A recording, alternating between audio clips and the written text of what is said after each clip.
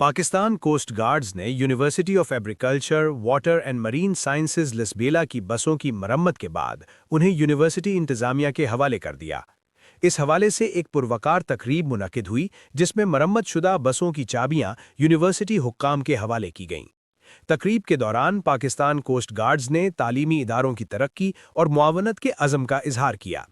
हुक्काम का कहना था कि तालीमी शोबे की बेहतरी और तलबा की सहूलत के लिए ताउन जारी रखा जाएगा। यूनिवर्सिटी के vice chancellor professor doctor Abdul मालिक तरीन ने पाकिस्तान कोस्ट गार्ड्स का शुक्रिया अदा किया।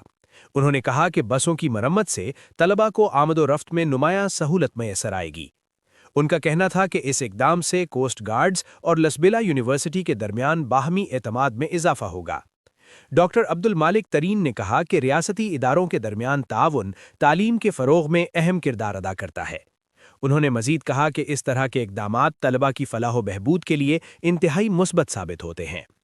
पाकिस्तान कोस्ट गार्ड्स हुक्काम ने लसबेला यूनिवर्सिटी के साथ मजबूत रवाबित बरकरार रखने का इजहार किया। तकरीब में यूनिवर्सिटी के असातिज़ा और तलबा की भी बड़ी तादाद मौजूद थी। तलबा ने बसों की मरम्मत पर पाकिस्तान कोस्ट गार्ड्स कराची का शुक्रिया अदा किया। तलबा का कहना था कि बसों की बहाली से उनकी तालीमी सरगर्मियों में आसानी पैदा होगी। ताज़ा तरीन खबरों और तबसरों के लिए voice of Makran YouTube channel, Facebook page और व्हाट्सएप चैनल को फॉलो और सब्सक्राइब कीजिए।